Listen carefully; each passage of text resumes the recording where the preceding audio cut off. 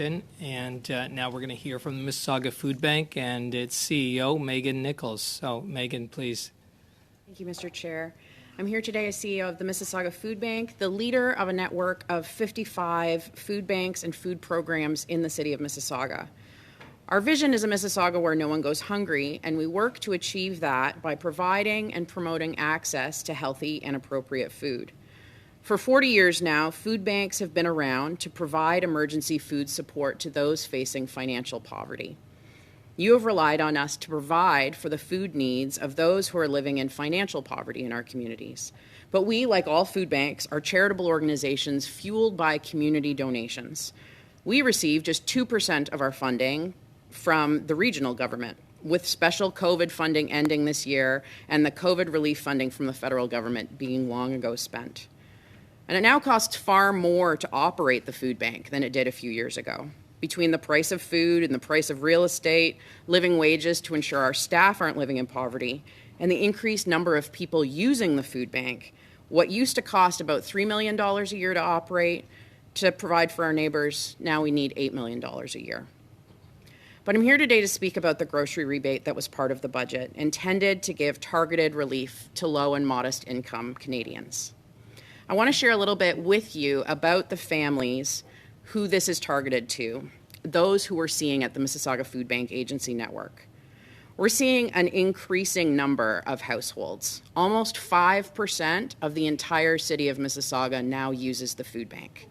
That's 73% more than before the pandemic. And what's worse, with the rates we're seeing of increase, it'll be 1 in 13 people by 2027.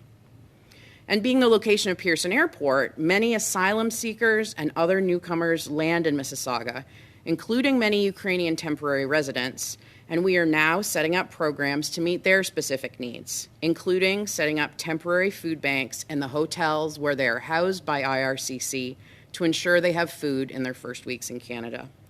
Because for many of those folks and their families, the food bank's their only access to food. Whether newcomers in a hotel or low-wage workers living in basement apartments, it's not structured government support that's ensuring their basic needs are met right now. It's charitable organizations and community donations. People often ask me what it will take to reduce food bank use, and the answer is twofold and very straightforward. People need more income to afford their basic needs, and the other major one is housing that's treated as a human right, not as something that builds investments. Which brings me back to the grocery rebate. Any money that goes into the wallets and pockets of those living in poverty is a good thing, especially when it comes to them in this format, automatically and cash, so they can spend it on what they need most. But this rebate will not make a significant difference beyond the week or month that it's received. An extra $234 or $467 provides relief, but not a solution. The average monthly income of food bank users in Mississauga is $1,531.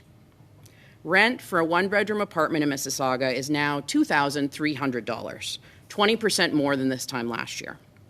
So an individual is already $800 short before even paying any bills, let alone purchasing food. And so that's why they come to us probably on average 8 times through the year.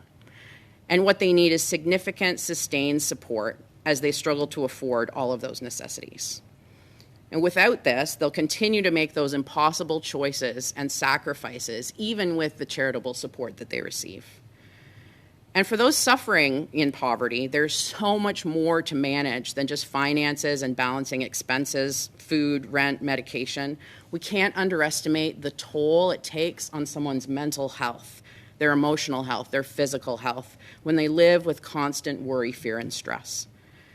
Most recently, we've noticed an alarming topic come up with some of our clients who have shared suicidal ideation with our team, including that they're considering medical assistance in death because they feel they cannot continue to grind away living in abject poverty.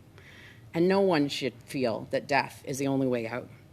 So we strongly support investment in programs that creates an income floor for all Canadians, whether it's disability, reforms to EI, investments in the Canada Child Benefit, expansion of the Canada Workers Benefit. Programs like these ensure no one can fall through the cracks to the point where life doesn't seem possible. So I join with my colleague today asking you to prioritize these types of assistance so that they can be expanded towards real poverty reduction and elimination. And I offer the partnership and support of community-facing organizations like the Mississauga Food Bank to join with you in making that happen. Thank you.